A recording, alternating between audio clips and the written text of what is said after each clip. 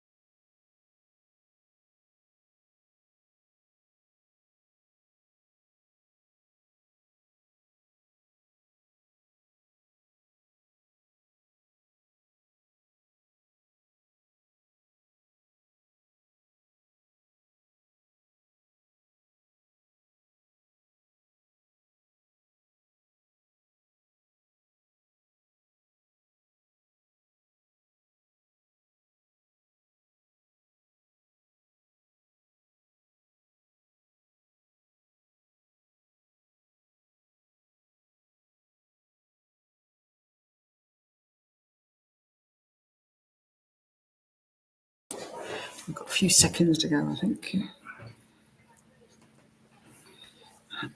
Quite awkward sitting here because you can't see anything over there.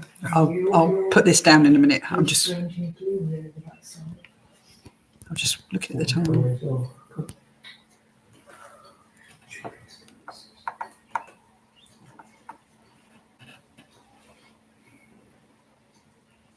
Yes. The sandwich topic moves straight to section 1. Apologies for absence received. Do we have any? Thank you. Yes. So we have apologies from Councillor Black, who has an illness. Councillor Paul Carter has a travel commitment. Councillor Dean Marie has a work commitment, and Councillor Mark Morehouse has another meeting he's had to attend. Thank you. Thank you. Just to confirm, with all those absences, we are quota rate. Yes. Right. And going on 3, declarations at number 2, declarations of interest. To receive any declarations of disclosable pecuniary interests from members in respect of business to be transacted on the agenda. Don't think we have any. No. Number 3, public participation. A 20-minute session, I don't see anybody, is set aside for members of the public to make representations at the meeting in respect to the business on the agenda. Individual representation should not exceed 5 minutes. Written notice of the desire to exercise the right to speak, together with the topic to be addressed, must be given to the town clerk at least 4 hours in advance. No request, No. Number 4, minutes of the Museum and Archive Committee extraordinary meeting. Members to receive and approve minutes from the Museum and Archive meeting, which took place on the 7th of March 2025. A decision is required. Do we have any comments before, or do we have a proposer? And a seconder? And a seconder, and if we can vote on that, I think that is unanimous. Thank you. Unanimous. Right. And moving on to number 5, update on museum operations. Members to receive an update on museum operations. That's attachments 2 and 2A.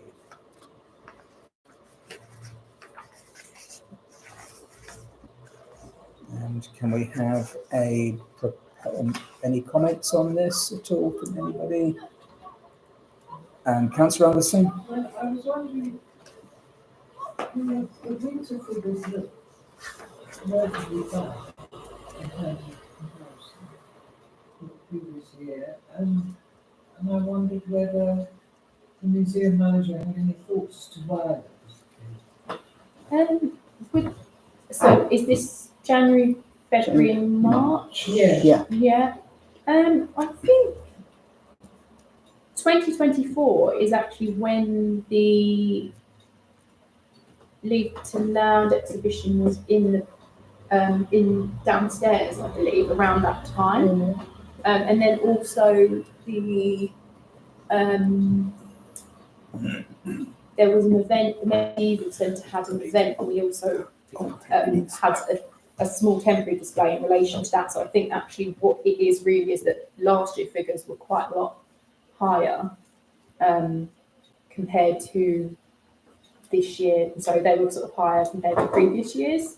They were fairly low, but then again, if you sort of compare, I mean, obviously I don't have the years prior to that, but I think actually that this year's 2025's were probably quite standard, and there was a boost last year. It's interesting, if there is a correlation, and it doesn't necessarily mean causation, but if there is a correlation between temporary exhibitions and better numbers, that's an argument that we can use in future. Yes. Yeah. So I think we might take a look and see whether that is an argument. I think it does draw people in when there's temporary exhibitions.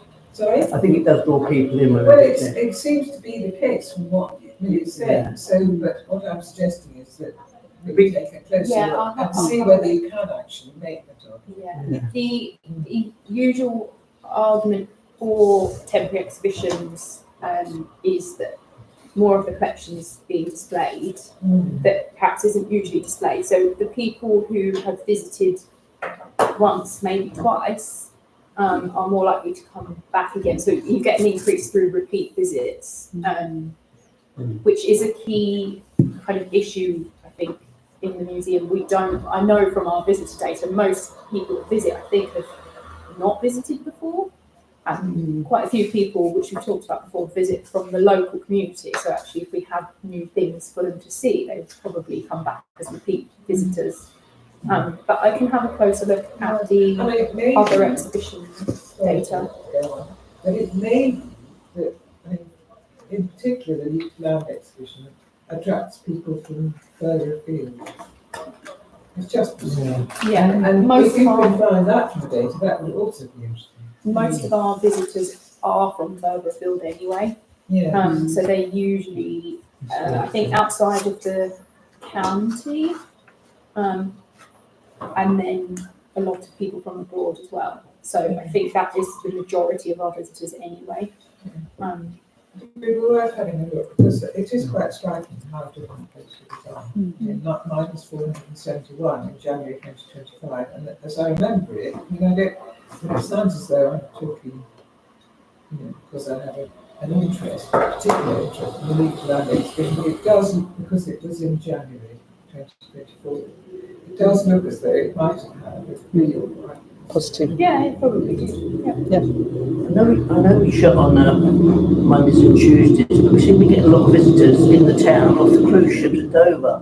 I was on a Monday, and I just wondered if every, perhaps in the summer months, 6 months through the summer months, if you can get extra volunteers to say perhaps or just try it a Monday. Yeah, I have thought about that. I would quite like to trial another day. It's just working out how it's managed, especially.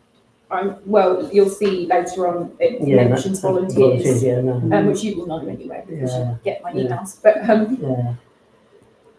think at this moment in time, it's not at the moment, not ideal, but it's something I'd like to do. If we get more volunteers,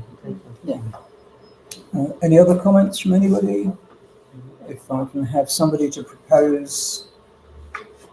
Thank you. And second, that's Councillor Robertson and Councillor Ripley, thank you. Ripley, second. Yeah, thank you. And everyone.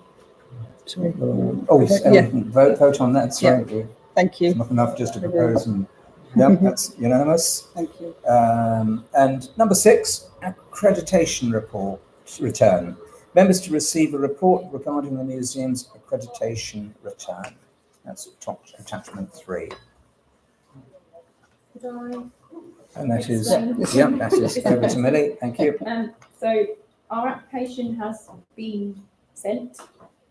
So it takes, they can take up to 6 months to respond. We probably will, ideally will there'll be someone assigned to the application who will contact me within those 6 months. They might have some queries or some other questions for me to answer. They can also request that they visit the museum to see, so there's some documents they don't need me to submit, but they might visit and then ask to see that they are in place. They can also ask to see how our collections management procedures are carried out and demonstrate that that is happening correctly, because that's quite a big part of the work. I just, in this report, I wanted to flag a couple of things that are just my concerns, which are that we do have quite a backlog of collections management work that has developed since the last application. So it means that those standards haven't necessarily been maintained, and this is how I would expect things to be, if that makes sense. So it's maybe open for interpretation, but for what I would expect. It's not uncommon to have a backlog in museums, but they also, when you submit your application, you are agreeing to terms and conditions that you maintain the standard, or that you meet those, meet the kind of areas of work that they require. So that's not to say that they will have a major issue with that. It might be that we have areas for improvement, and obviously we've got all of the documents in place, I think, that quite thoroughly demonstrate the plan to deal with that work. But I just wanted to flag it so that the committee's aware of it, in case they do come back and we have a slightly less positive response than we hoped for. Thank you. Thank you. Do we have any comments? Yeah, I was going to say thank Nelly for the Yes. and to make Yes. the report. Yes, if we can make the report, and as I say, thank Millie for what she's done there. We don't need any voting or proposals. Or do we? Yeah. I think, yeah, just to receive, please. Or to receive? Yeah. We just have somebody to propose to Yeah, receive. propose, It's, Councillor Frank. and somebody to second. Thank you. It's Thank Councillor you. Fortescue seconding. Thank you. Everyone in? Yeah. I think we're all Yeah. voting for it. Thank Yes, you. please. Yeah. And let's see, accreditation report. Number 7, collections management procedures. Members to receive a report about the museum's collections management procedures. That's attachments 4 and 4A. Do we have any comments? Councillor Fortescue? Yes. Could I ask a question about photographing items? Are items such as from Macy's and the Reverend Bow, are they photographed, and photographs of these objects kept with details of the items? So part of the inventory process could be to photograph items. It's probably likely that some of the collection is photographed and it's within the old records in the collection management system, which I can't access at the moment. But so at some point in the future, we will probably have a project where we do photograph collections, but at the moment we're just getting the sort of minimum information that we need to meet that requirement. I don't think having photographs is a requirement of that procedure. So it is obviously a useful thing to have, but it's not a top priority at the moment. The reason I ask is that if an item is stolen, it's very helpful, for obvious reasons, if there are photographs of the stolen item. And I could see that it'd be too expensive and perhaps unnecessary to photograph a lot of items, but if something is particularly valuable, then I think there is a case for having photographs of that item. So there will be photographs of the items, not necessarily for that purpose, but in certain situations we would be able to supply a photograph to demonstrate what the item looks like. The priority items are also, be careful how I explain things for security reasons.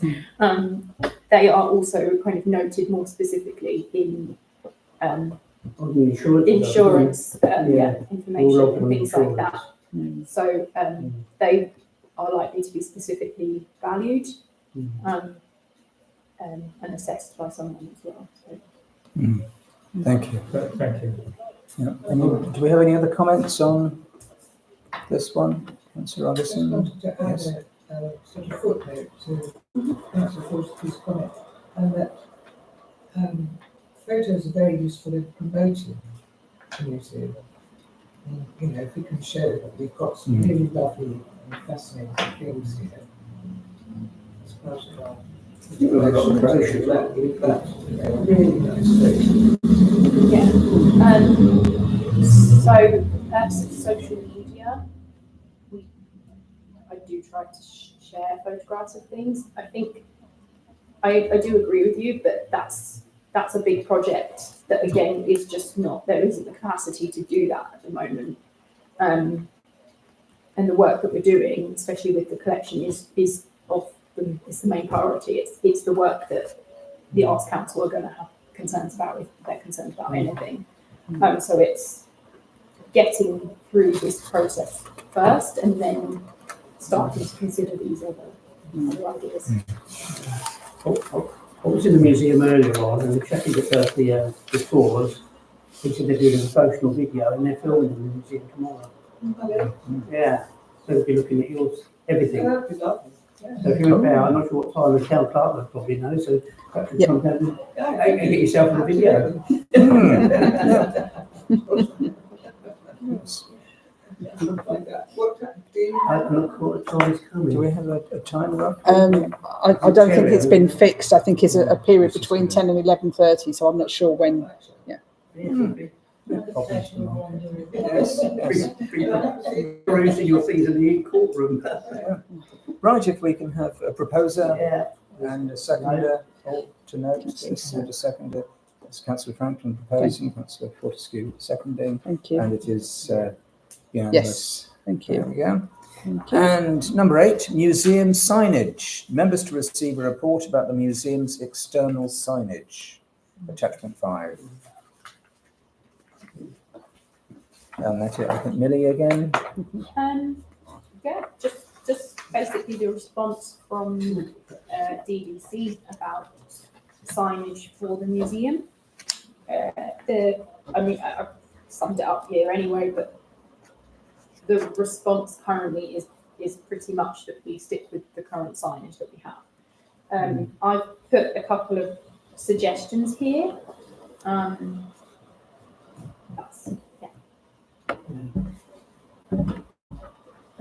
That's all really. That's it. Pretty Sorry. much in the report. So. Yeah. And Councillor Ripley. Yeah, I was somewhat horrified to see the response from DDC, which I thought was appalling, having taken into account anything that you said to them really at all. Did they come out and look, or is it just their usual doing it from a distance? So I would say the person who I contacted does have an idea of what the museum looks like from the outside, but they didn't visit. Well, you know, those specific details. So they have visited the museum before, but they didn't visit for this purpose. So, it was really, it's a case of obviously it's a listed building. It's the idea, I think, the main thing which I've written here. Yeah, so it would distract from the historic character. And then other suggestions were advised, which we've already really have. The main issue for me is when the entrance to the museum gets hidden because of the height of the signage. I would suggest that we ask this person to come when there's an event going on and they can see for themselves, because that's completely inappropriate. I haven't got a clue with that. I might have some photographs, not from across the road, but from the museum entrance to show that you can't, because you know, we can't see what's happening in the square if there's gazebos and things like that up against our I think art. they So need to come and see. that would because, demonstrate that. But, their response is really poor. No, I'd like to comment about the, about 30 years ago, we had the town trail done, the John Bradford's mayor, shows how long that was. But when they had the notice board down there, it was end on to the medieval building. So if you was over by the shops over the other side of the square, if you took a picture of the medieval building, all you saw was a black path. Now they put that smack in the middle, haven't they? So they don't seem to be following their own instructions, do that new notice board there, that model thing, that's right in front. That is appalling. And there should have been a sideways on, I believe, like the old one. And also, a lot of things are on this on the photographs. You know, this is the photograph of here as the courtroom. Yes. for my sort of, just my opinion on the signage is that what I really would like to avoid, and this is why having a sign that is up high would be much better, that's brighter, is having multiple signs that don't quite do the job. And so we just have a lot of small, which we kind of do have at the moment, but a lot of small signs that aren't really working. I'd like, it would be good to find a suitable solution that means that we don't have lots of different types of signs, because I think it's confusing. On a Sunday afternoon when I was still volunteering down a chap came in who's been in Sandwich about 37 years. And he said it's the first time he'd come into the museum because he'd never noticed it before. Yeah. I've encountered people like Yeah. that too. So will you put, I raised that. I think the response was to it might be useful to consider where the museum is doing its marketing. I think that was one of the responses that I had, but I did raise that as a one of the concerns that we have. yeah, Well, I think it's totally unacceptable. Councillor Augustine. Yes, I know I found one about this at I think at every meeting, but particularly in the winter months, I really do think it's important that the museum looks as though it's open. And that can only be done with regard to the volunteers' health and safety, health particularly, with an additional set of doors, glass doors. And that would make a difference, I'm sure. It wouldn't impact the way in which museum is obscured with events, but it would have an impact. Yeah, I do agree. There's a few things to do. So the museum wall still hasn't had its maintenance work, so that I think should be dealt with because the door will be close to that space. The other concern I have, but again, we'd need a professional to come and advise because this is just something that I'm thinking of, is that how we make it accessible, power assisted, something like that, which can take up more space because we want obviously people in wheelchairs to be able to get through the door as well. So that is another concern. So it would be a case of consulting someone. I have also in the budget for this year set aside hopefully a decent amount for maintenance, just to try and hopefully get the wall sorted and get some of those things sorted out. But yes, I agree. It would be really useful to have a second door. And presumably there is funding. I mean, the Heritage Lottery Fund, for example, is that not? I mean, I'm sure there are other sources as well, and maybe you could get some local businesses perhaps to sponsor a door. Yeah, I think we could. I think there's a good argument for it. I think we could put forward a good argument for getting some funding for it. The other concern as well is actually that Dover District Council may have to be involved. I'm not sure, but obviously because it's listed up the building. So it depends on how it's built, but obviously we'd have to ask them for comments as But well. there are doors. I mean, St Peter's and the Waiting Yes, both of course. have, perfect examples of such a door. I was going to say, doesn't the museum have its own logo? Couldn't we have perhaps a flag manufacturer and fly the flag?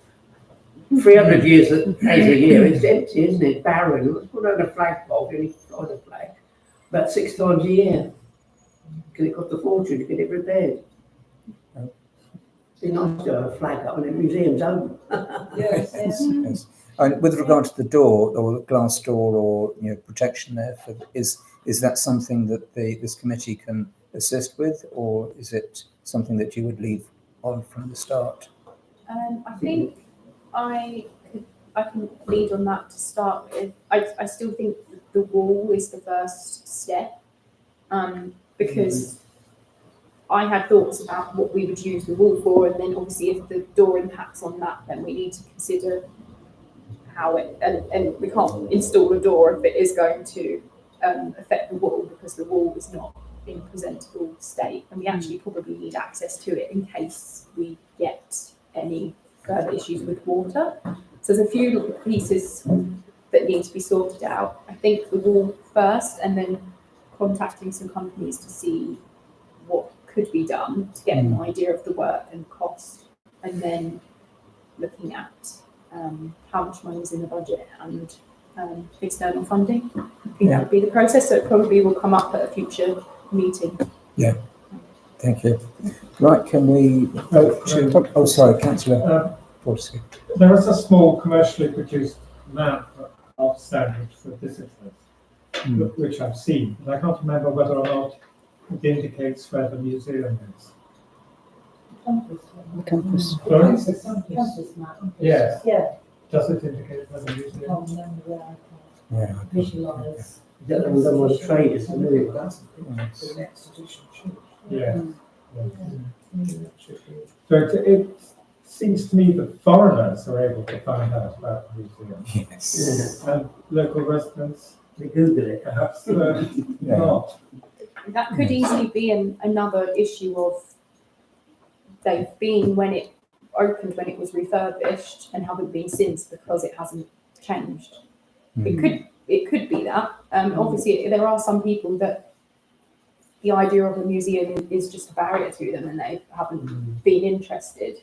And in that case, that's the museum's job to kind of reach outside of the physical space, if possible, to try and reach those people through marketing and things like that.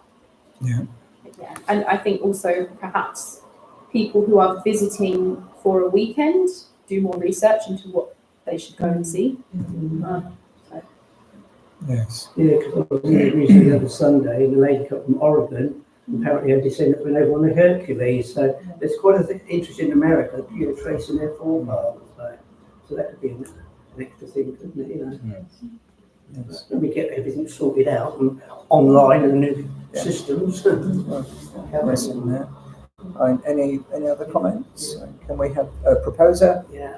and a seconder? That's Councillor Franklin and Councillor Ripley Thank you. seconding. And if we just vote on that, that is Yep. unanimous. Agree. And number 9, Museums at Risk Grant. Members to receive a report regarding the Museums at Risk Grant and the IT system update. And over to you again, Millie.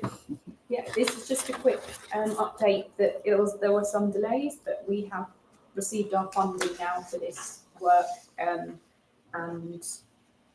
Cloudy IT have been informed, so they're in the process of getting their devices for us and getting them ready. So hopefully that will progress quite quickly now. Like I said, there was a delay receiving the money, I think, but hopefully we're on track.